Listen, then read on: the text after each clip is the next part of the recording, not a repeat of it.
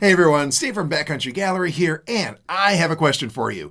What is the difference between these two photos? Why does one have a much nicer background than the other? And I'll give you a hint. I was able to make the change you see in less than 3 seconds. The settings are the same, I shot from the same place, and I used the same camera and lens. So what's the difference?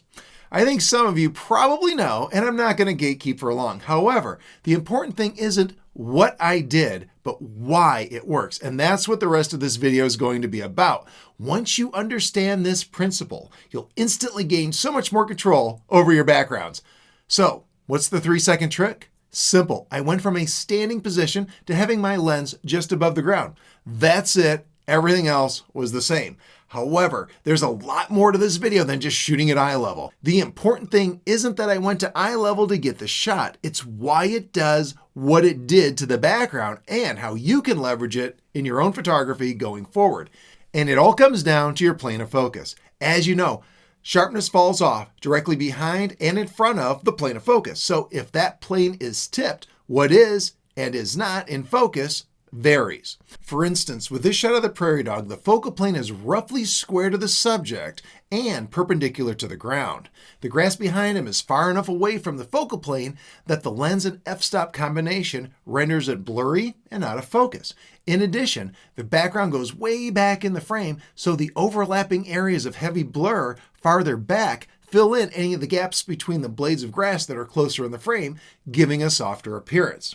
On the other hand, the second shot is taken from a standing position. This time, we've tilted the focal plane, and thanks to that tilt, there's sufficient depth of field to keep the grass in the background sharp. The trick here is getting the focal plane perpendicular to the ground and square to the subject. It just so happens that getting to eye level accomplishes this when the animal is on a more or less flat surface.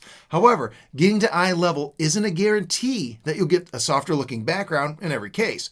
An animal on a hill is a great example of this. When you have an animal on a hill, the ground is going up behind it, so even if your focal plane is squared up to the animal, it's no longer perpendicular to the ground. Instead, it's at an angle that allows the depth of field to help cover the hill more easily, so we see a similar blurry effect to what we saw with the prairie dog when we were standing up. In fact, I seldom photograph an animal on the side of a hill for this very reason. It rarely looks good behind them.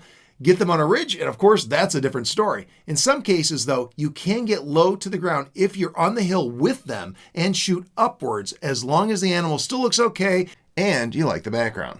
Downhill is actually better in some cases. If you get your camera low to the ground, even for a larger animal, and shoot along the same angle as the hill. That's the critical part. You keep the focal plane squared up to the ground and to the animal. In fact, take a look at this shot of a fox kit. It was on a steep downhill run, but because I got my camera low and at the same angle as the hill, it looks like it was at about eye level and not 15 feet below me. The lesson in all of this is simple. Think about how the tilt of your sensor relates to your background. If you want the background to fall off into a nice, comfortable blur, generally keeping it square to the animal and perpendicular to the ground is going to do the trick. Most of the time, you can do this by simply getting to eye level with your subject. But, as we've talked about, depending on the terrain, you might need to adjust your angle to something a little less conventional to make it happen. And of course, this isn't going to help if the background is only inches from the subject. Naturally, the amount of blur is subject to your style as well. I like enough blur to give kind of a notion of the habitat and suppress any distractions, but there are times a softer or sharper background is more appropriate. And of course, you can adjust the amount of blur by opening up or stopping down. As a bonus, most of the time, eye level shots give you a better sense of connection with the animal, so it's really a win-win all the way around. So there you go. Give this a try the next time you're out. And if this video has helped you, let me know with a comment, like, and/or subscribe. Also, make sure you sign up for my free email newsletter too. I send out game-changing tips and tricks all the time, and they are exclusive to that newsletter.